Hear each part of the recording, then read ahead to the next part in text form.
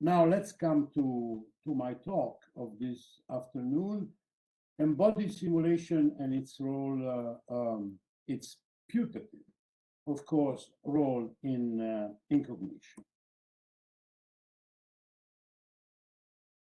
This is going to be the outline, roughly speaking, of what I'm about to say. First, a short epistemological overture focused on the topic understanding others, the neuroscience of what. Then I will say something about the body itself, then move to the mirror mechanism and embodied simulation and some temporary conclusions. Okay, just to start, I can sum up the last 20 years or so of my career as a continuous challenge to the two models I'm going to show you very quickly. Starting with this, the so-called sandwich model of cognition, which was a metaphor first used by the late Susan Hurley, a very mind-provoking philosopher of mind that immaturely left us a few years ago. Namely, to challenge the idea that the mind, or what we call the mind, works in such a way as to have perception and action as separated entity, peripheral, both with respect to cognitive mechanisms that fill the middle, the most interesting part of the sandwich, and at the same time related to cognition by this unidirectional flow of information. To put it shortly, there is abundant empirical, solid empirical evidence that led many people, myself included, to think that this model cannot possibly work. It is not a good, even if schematic characterization of how the human mind, whatever it is, might work. The second model to be challenged, I think, is the so-called Swiss Army knife model of the mind, namely to imagine the architecture of the mind as a collection of modules successively added up in the course of evolution for their adaptive value. These in turn had, I think, a pernicious effect on empirical research, because this idea that our mind is made up of a collection of modules, and of course, if you claim modularity, you must obey to a series of rules originally put forward by Fodor, and some of the empirical research in neuroscience has been, so to speak, an attempt to translate into a brain cartography this supposed modularity. And I think, again, there is abundant empirical evidence to let us think that this model isn't useful to understand how the mind works. And I want very, very concisely make a case of the so-called mind reading module. As most of you probably know, there is a geographical metaphor that has been used to characterize the supposed uniqueness of the human mind, which is the mental Rubicon. The Rubicon, the famous river crossed by Julius Caesar when marching to Rome with his army, is, as we speak, a very narrow, almost dry little spring in the vicinity of Rimini, not far away from the Adriatic Sea. But this mental Rubicon supposedly divide all living creatures according to on which side of the bank they stand. All animals stand on the behaviorist side of the river. Alone, Homo sapiens stands on the opposite bank, the mind-reading bank. According to this view, what we see, what becomes manifest of others' behavior is just the beginning, because such behavior is intentionally opaque. In order to understand, to cognize this behavior, if we speak of social cognition, we must, from that ostensive behavior, get to something hidden, the mental representation causing that behavior, so that in order to understand others' behavior, I must build in my mind a mental representation of the other mental representation that in turn produce the behavior I'm witnessing. Based empirical research on this theoretical framework, we get to the so-called brain module or modules of mind reading. Typically, most brain imaging studies that are meant to investigate what are the brain areas activated by our explicit attribution of intentional states like intentional propositional states like intention, desires, or belief, typically the TPJ, the temporal parietal junction, and the ventromedial aspect of the prefrontal cortex. The ventromedial prefrontal cortex, all these colored dots and symbols mark the result of a brain imaging experiment that detected the activation of this part of the brain when people were explicitly asked to attribute false beliefs or intention to fictional characters. There are problems, though, with this view that many people take for granted, even now as we speak. First, we do not have a clear neuroscientific model of how we humans can understand the mental state of others. Available, there are a bunch of theories. None of these theories, as we speak, gets univocal consensus among the people who bother to think about problems. Do we understand the mental states of others? But what we have is a series of brain imaging studies showing the activation of a set of the cortical regions, the one I just showed you, mesial frontalaris, the temporal parietal junction, during explicit mentalizing tasks. But no one to date, as far as I understand, was able to provide a convincing explanation about why just those specific parts of the brain activate during explicit mentalization, besides saying that mind reading is implemented in those brain areas that look very circular to me. So, but that's not the whole story. Further problem, the mind reading specificity of the activation of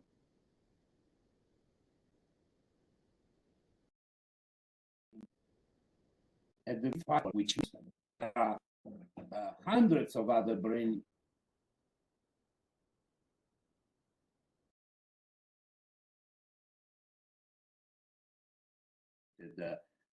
to mentalizing, to mind reading. And to complete the picture, there is empirical evidence that massive bilateral destruction because of cerebrovascular attacks, like this one documented by this MRI image, this darker region is not very likely functioning anymore, and this lesion in this patient is on both hemispheres.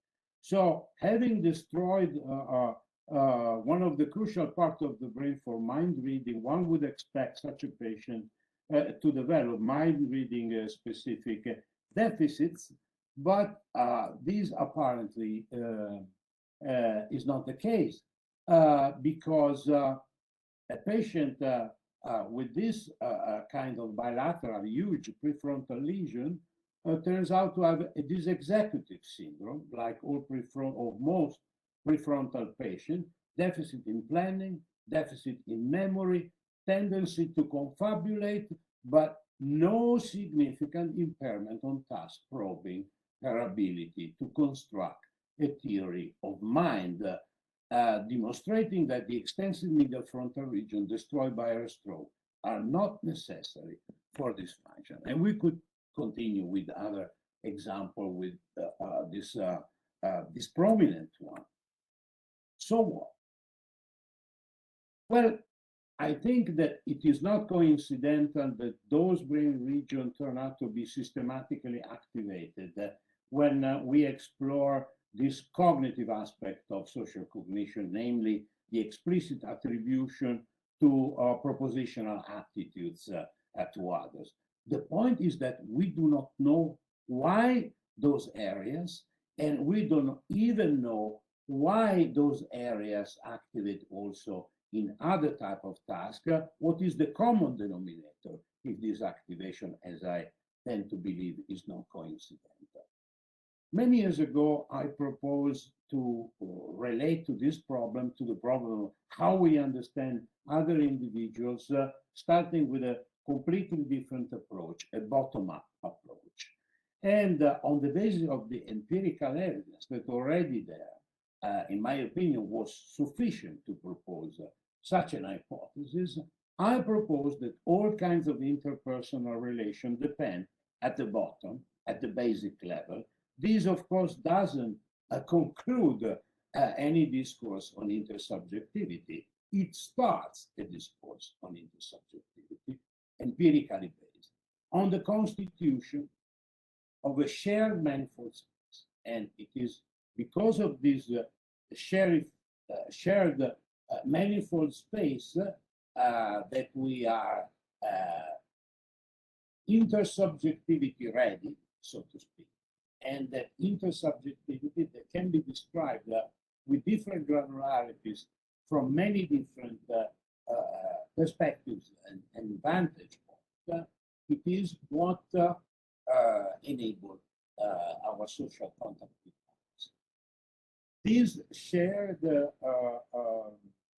space, this we-centric space, can be characterized at the functional level by embodied simulation, which in turn is the functional description of the way of functioning of brain networks given a particular condition, context. So I think that we should perhaps better clarify what do we want to explain. So I think cognitive neuroscience should be less brain-centric, less oculocentric, and more critical. So my proposal is the following. I think it makes little sense to look for a one-to-one mapping between concepts employed to describe cognition at large.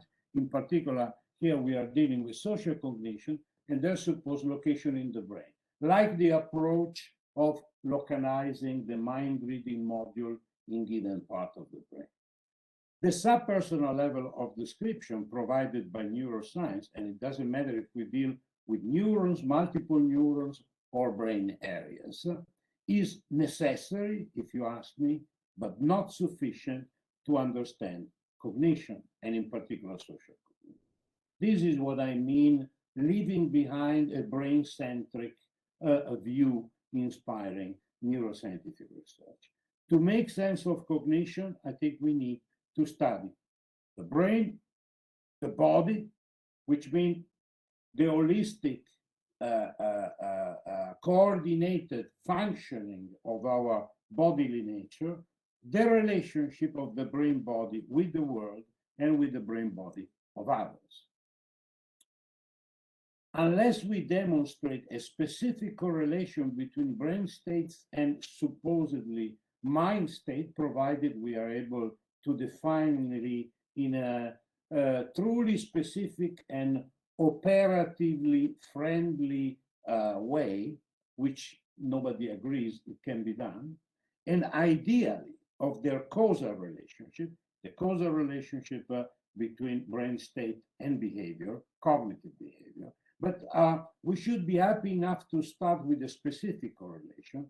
Unless this specific correlation doesn't realize, Much of contemporary brain imaging approach to social cognition, I'm afraid, looks like a sort of high-tech version of phrenology.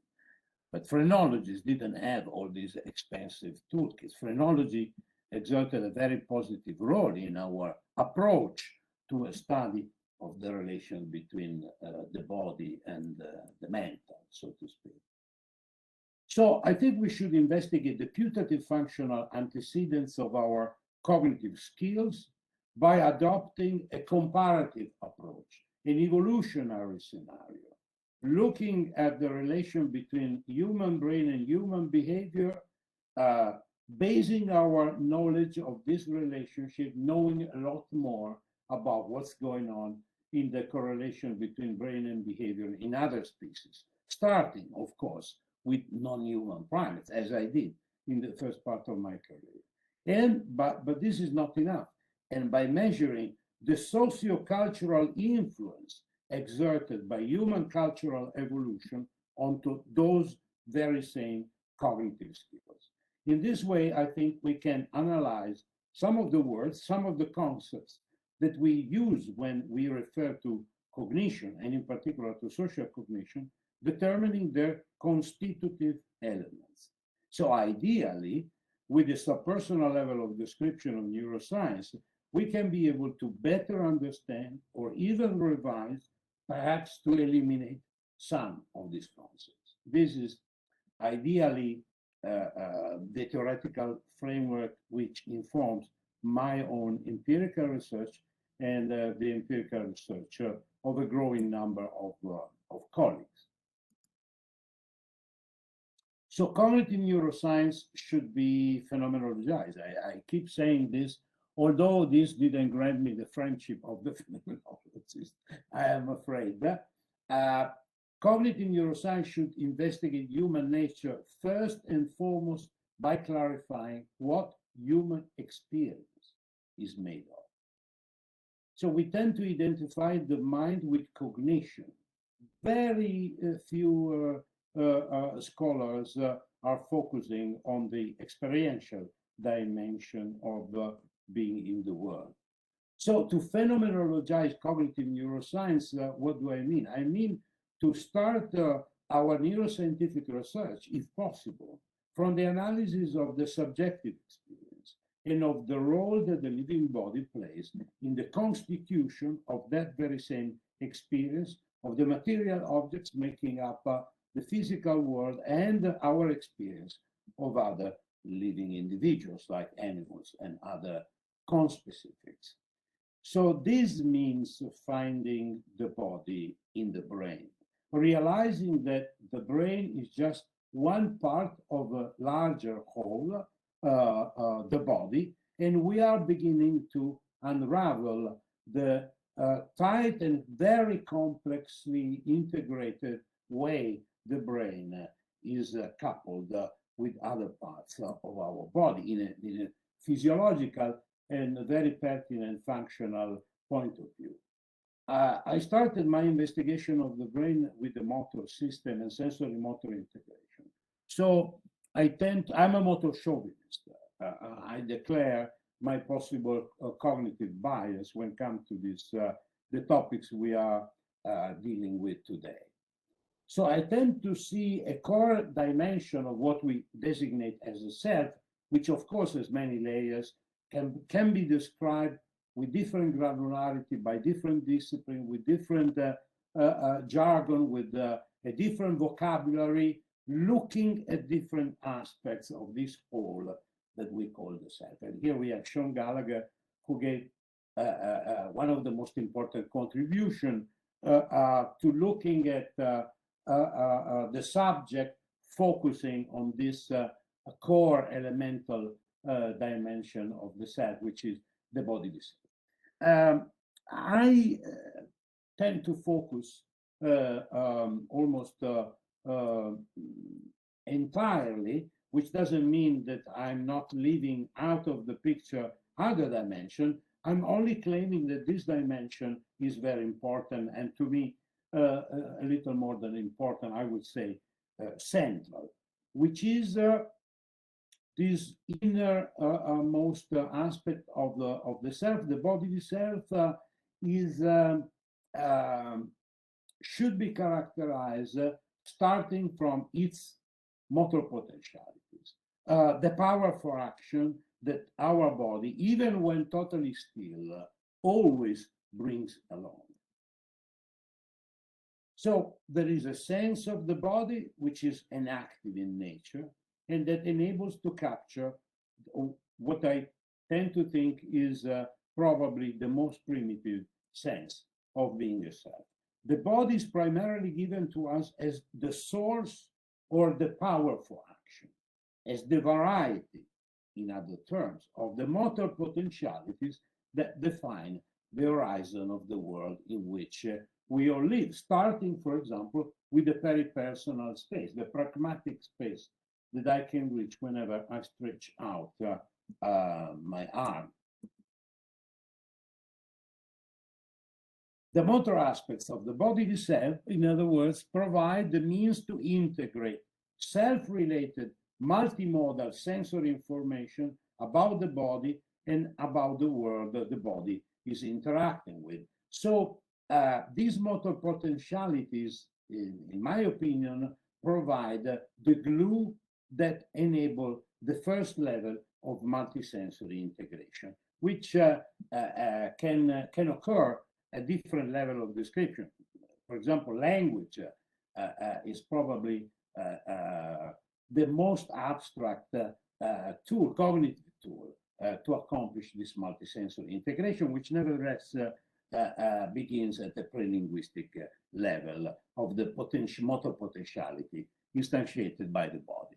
This opens the possibility to relate the openness of the self to the world to the motor potentialities the bodily nature entails and constraint. This word constraint, constraining will appear again in my talk. The body itself, when conceived in terms of its motor potentialities, may provide a double function, a dual function. On the one hand, it constitutes important aspects of the basic sense of self. On the other, it shapes our perception and pre-reflective conceptions of others as other bodily selves in a motorly capable physical body with capacities and experiences similar to ours. This is the natural evidence of the other.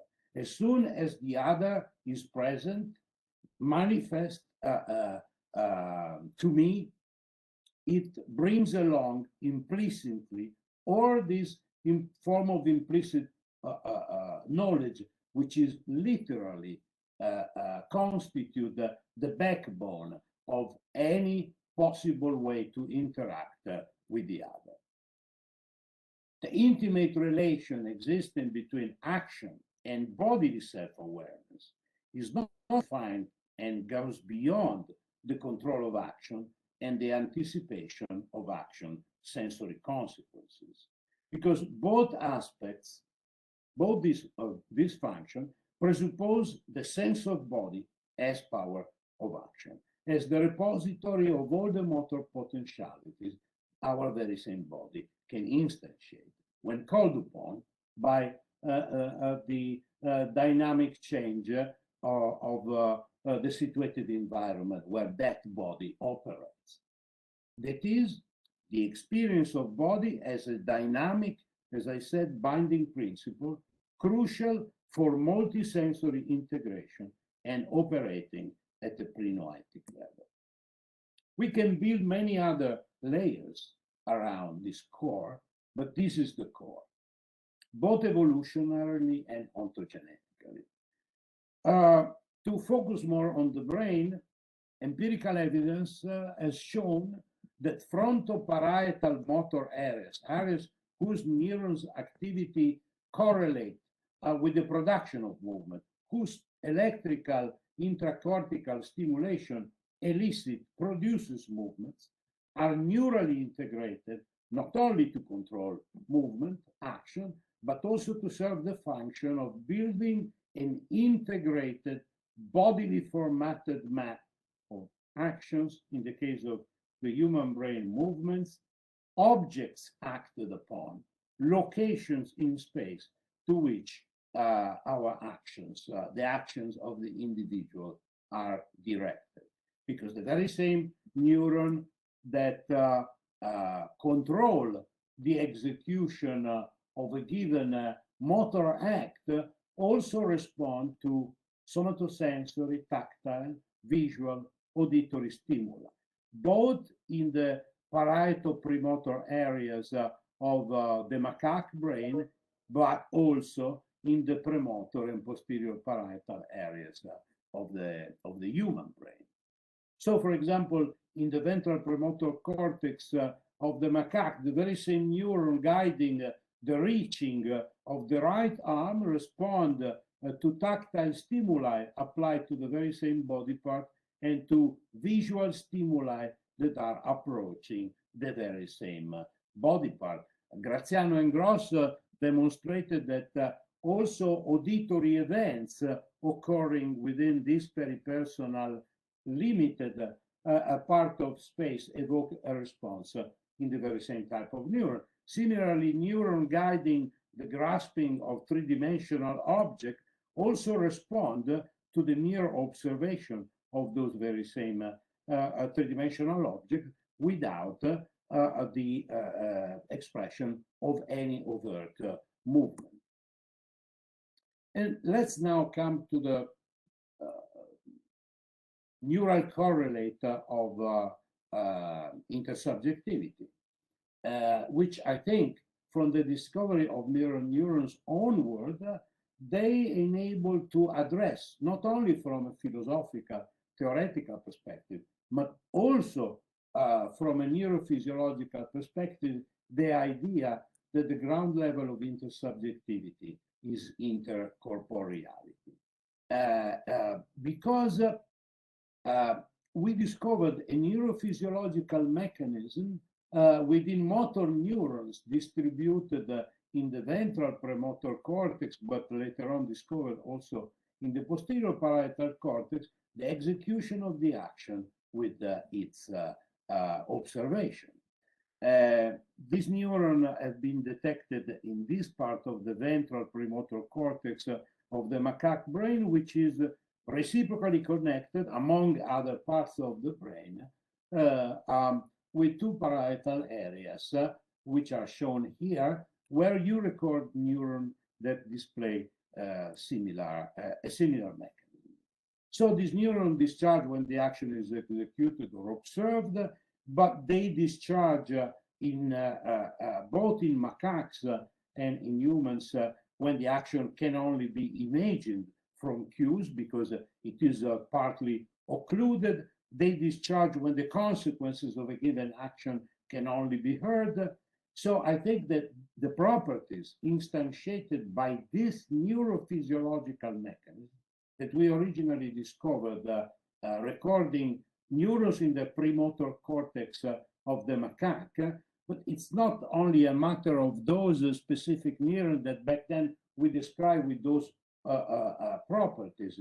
It opened the window to a series of ongoing investigations that are still going on as we speak, that enable to provide a much more complex picture of this neurophysiological mechanism, which enable this empirical evidence to claim that in a pre-linguistic species, approximately 24, 25 million years before the common ancestor that give origin also to hominins and Homo sapiens later on.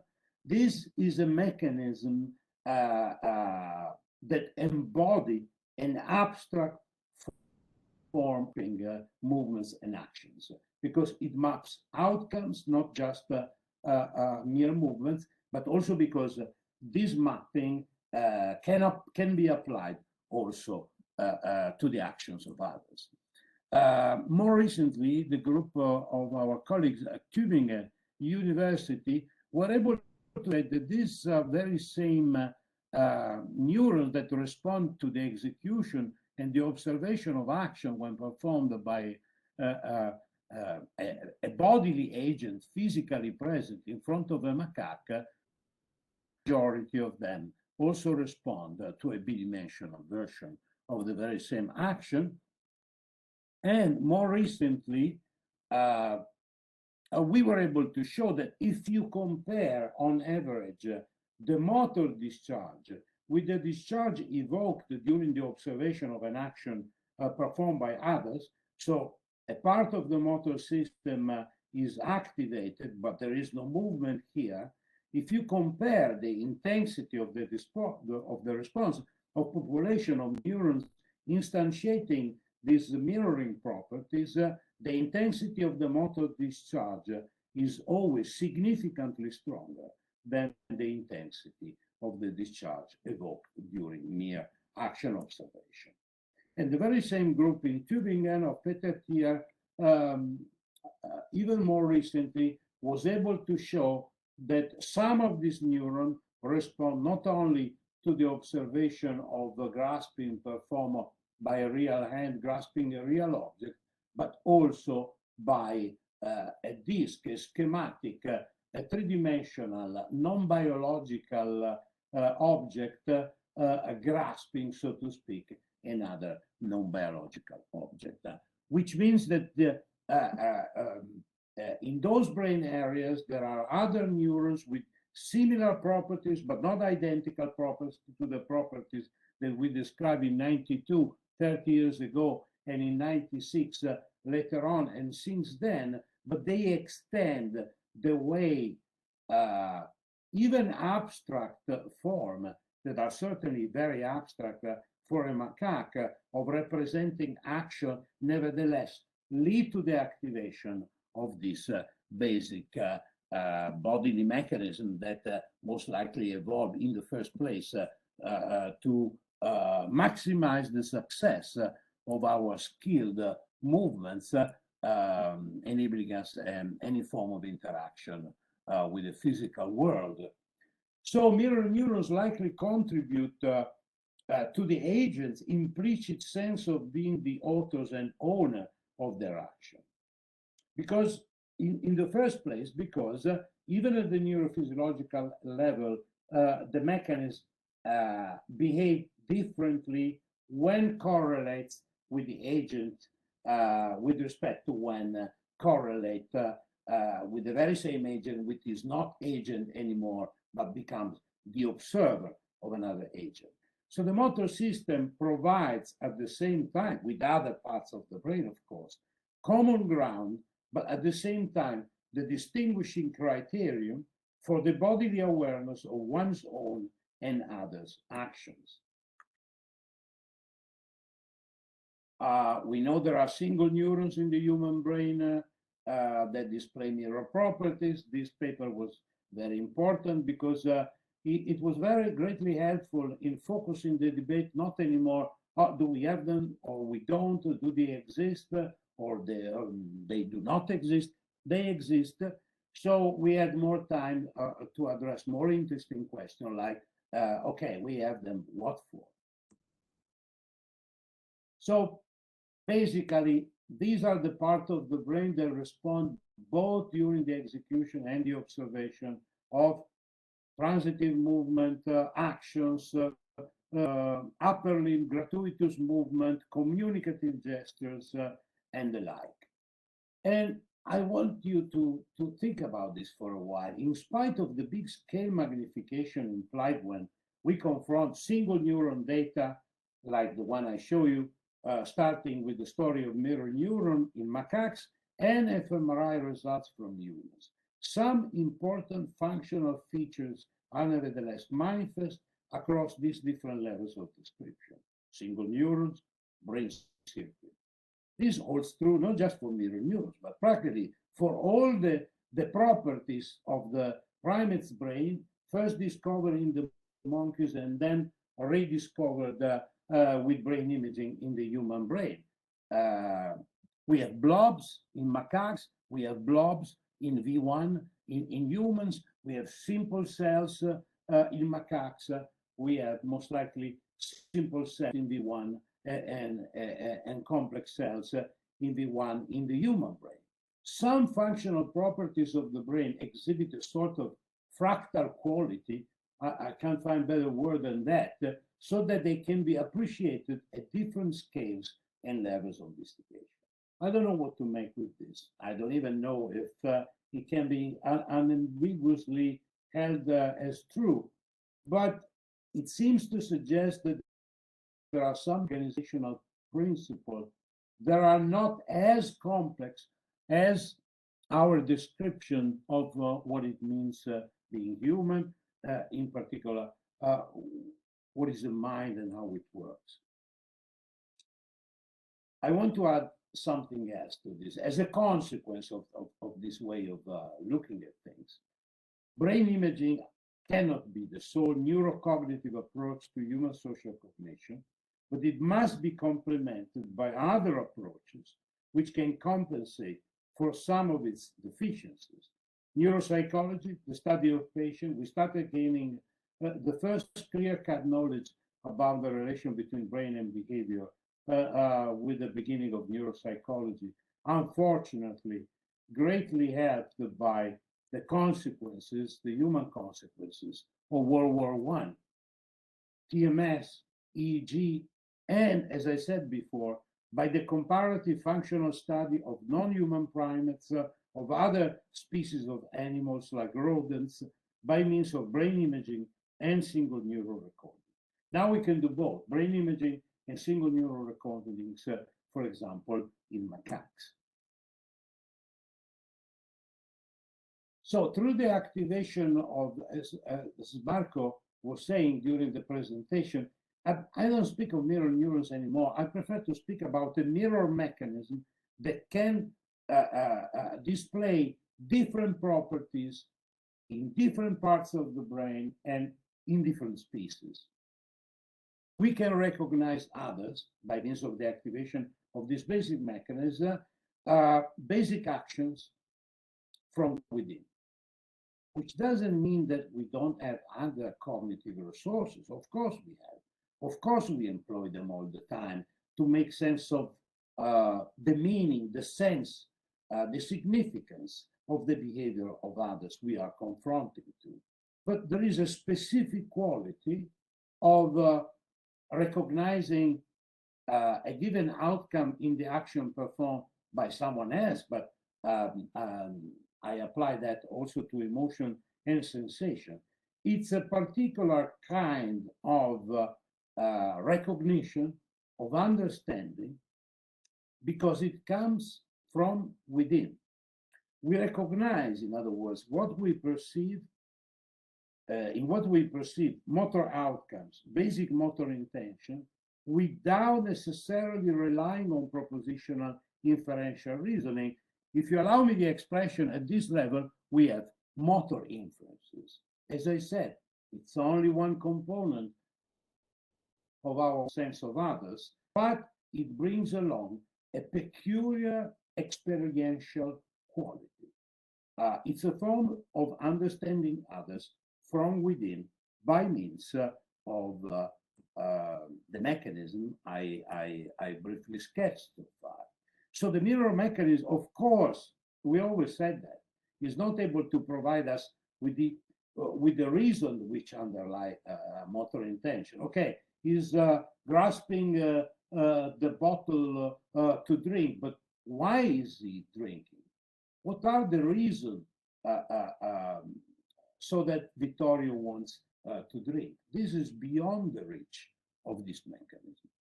Although behavior is not intentionally opaque at all, and there are colleagues who are investigating how subtle kinematic profiles of other people, movement, expressions, actions bring along a lot of meaning that our brain body is ready to detect and recognize. Why motor cognition? Because the cortical motor system, I think this was a very important discovery. a great clarification coming from neuroscientific empirical research for the theoretical debate on the human mind. The cortical motor system is not just a muscle controller. This was my idea as a medical undergraduate of the function of the motor system. The motor system works to produce movement, period. It's a lot more than that. It is an integral part of our cognitive system. It is actively engaged with the processing of space, environment, three-dimensional objects, actions, gestures, and static scenes. Motor outcomes and motor intentions are part of the vocabulary being spoken by the motor system. Often, we do not explicitly ascribe motor intention to others. Those explicit operations that normally lead to the activation of TPJ and the ventromedial prefrontal cortex, whose damage still enable us to do so. We simply detect them in the way the other express herself or himself through motion, action, expressions, prosody, and the like. I posit that motor mapping is enough, if we confine ourselves to action, to ground the directness of a motor act to its outcome. The functional architecture of the cortical motor system not only structures and controls our action, but also plays a crucial role in the way we perceive, imitate, and imagine the movements and the actions of others. When we act or imitate someone else's action, the corticospinal pathway is activated, and this causes the excitation of muscles, prompting the ensuing movements.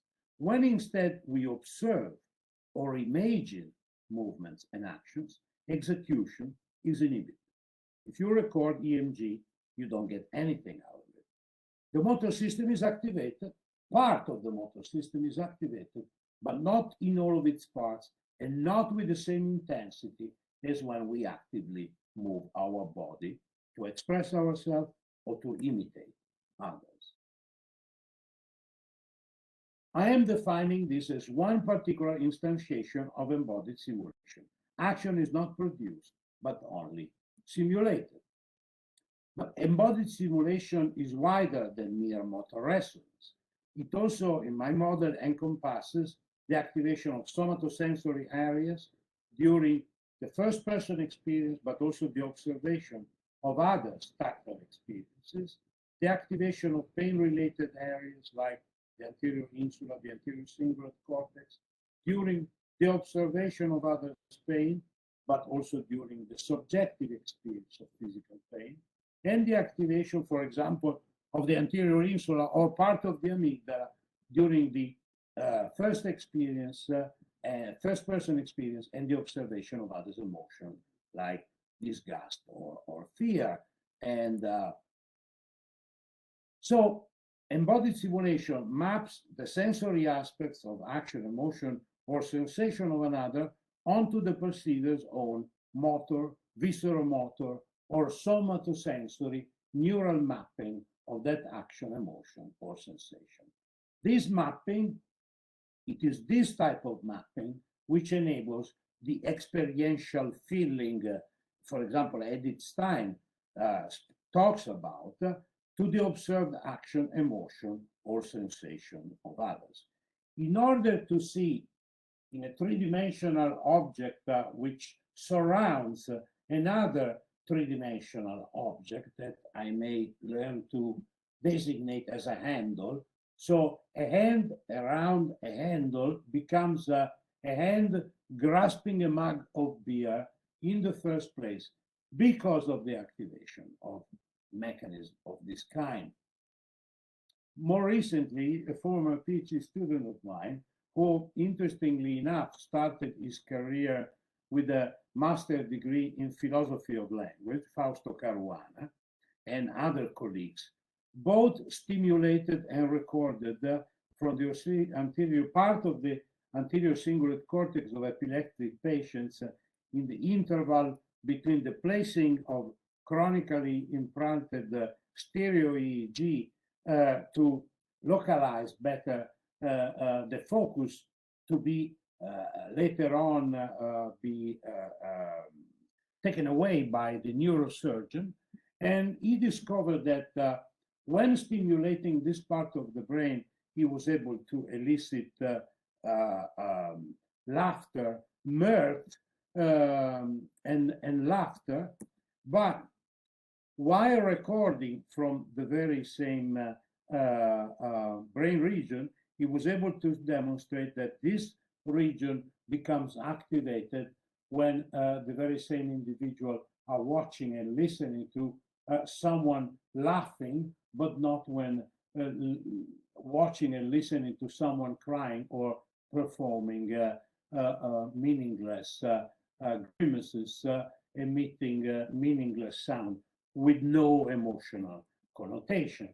So with Fausto, we propose emotional experiences such as mirth and merriment, since they can be evoked by stimulating frontal areas traditionally deemed to control motor output, including the one I showed you before, the pregenual anterior cingulate cortex, but also the supplementary motor area and the inferior frontal gyrus.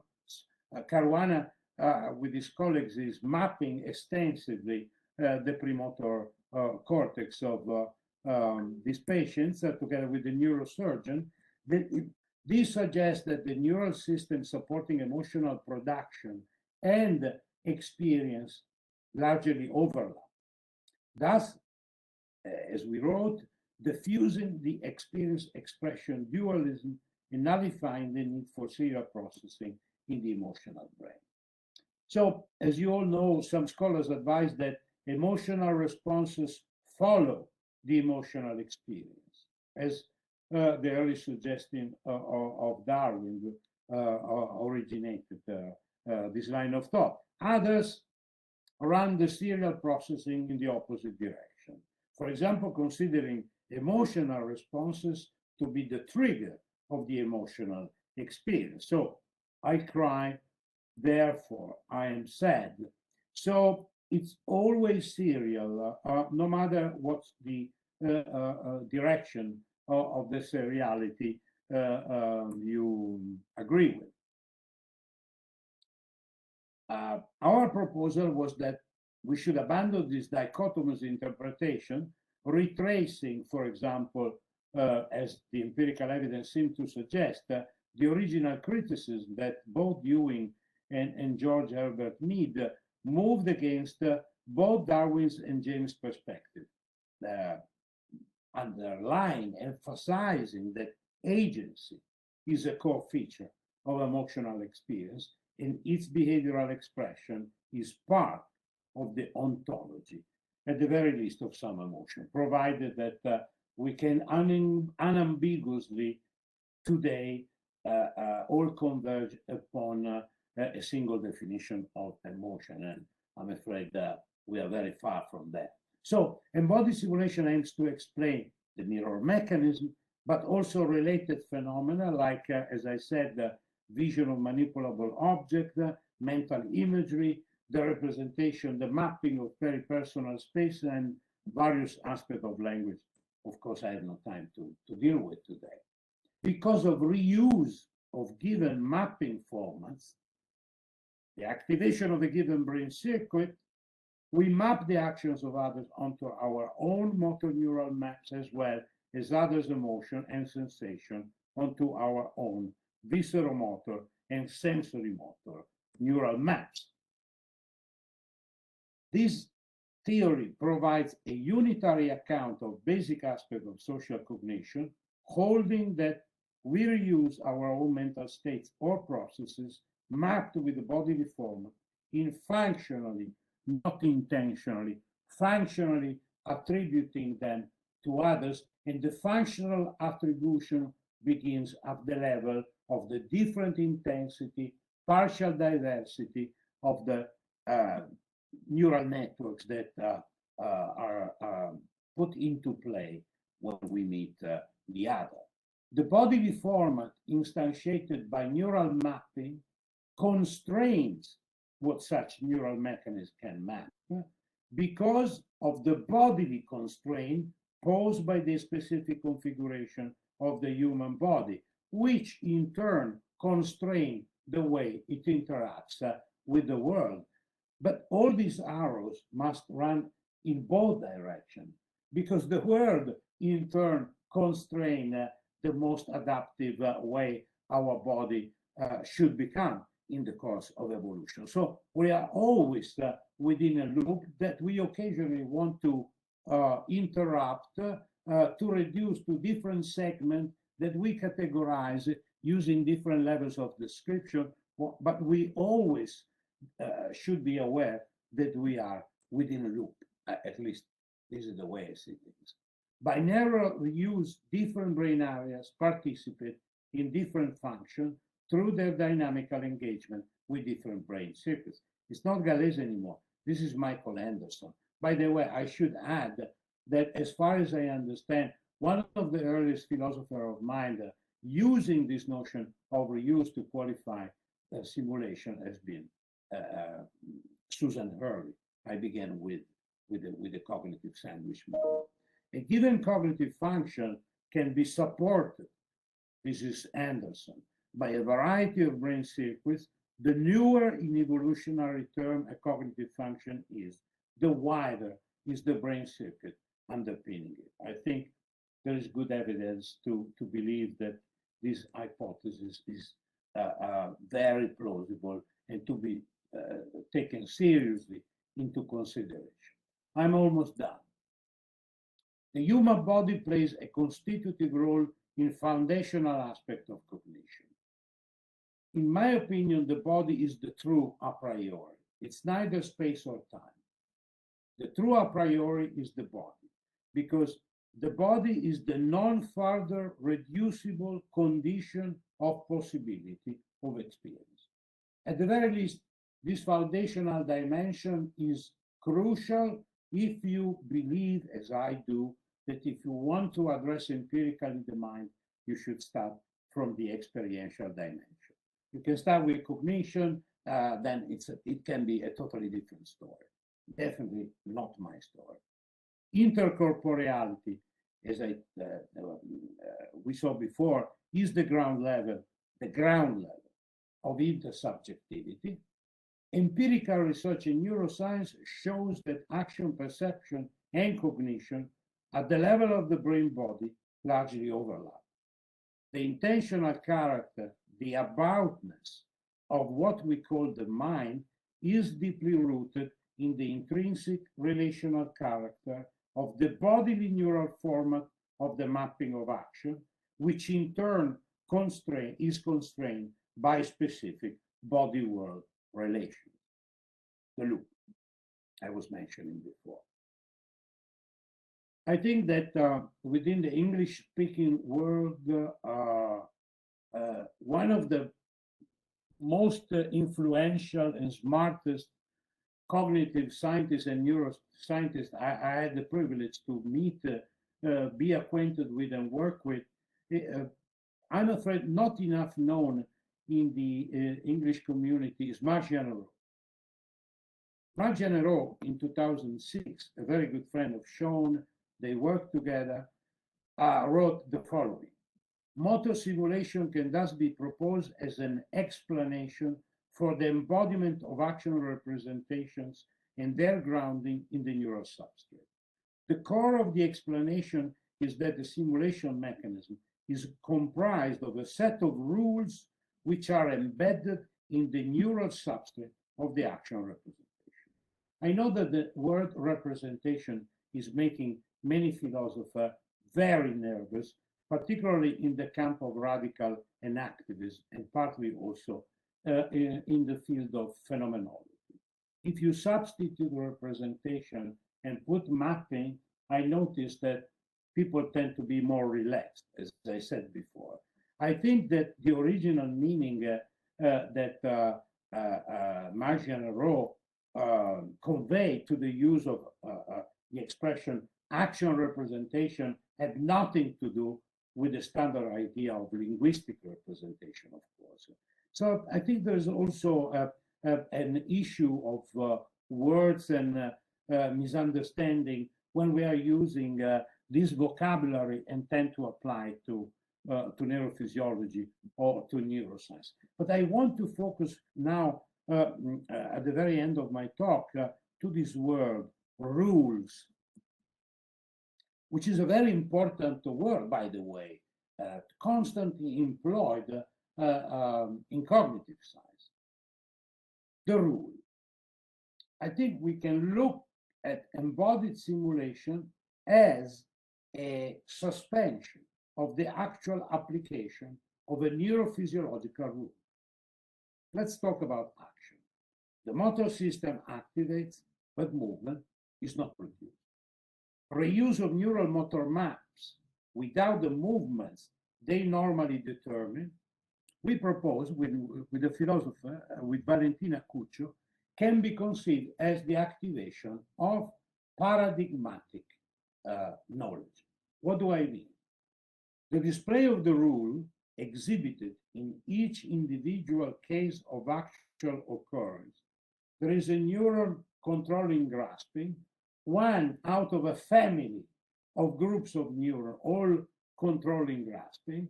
This neuron can suspend the rule that its firing correlates, or if you are more optimist, produces the actual grasping, but nevertheless occurs. So the display of the rule, the activation of the grasping related neurons or brain circuits exhibited in each individual case of actual occurrence, no matter if its display occurs when the action is performed, observed, or imagined, accomplishes its ruling role because of pre-existing biological norms and constraints which make it possible. The rule derives from a biological regularity, as Wittgenstein would say, or from a biological constraint, as Michael Anderson is arguing very recently and very plausibly, if you ask me. So in this paper, we took an example from an Italian philosopher, Giorgio Agamben, who in Signatura Rerum reread Aristotle. The notion is that of paradigm. In Aristotle paradigma, the paradigm, what is a paradigm? Is an example, a particular case, which is understood because proceeds from, as Aristotle says, what is best known and first for us. That is something which is close to our feelings, to our experiences, to our baggage of knowledge. Take the word rosa, for example. Normally, as a word, as a syntagma, it denotates a natural kind, this object, a flower.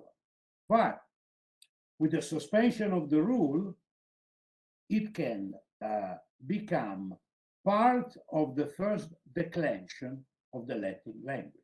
Rosa, rose, rosam, rosa, etc. So,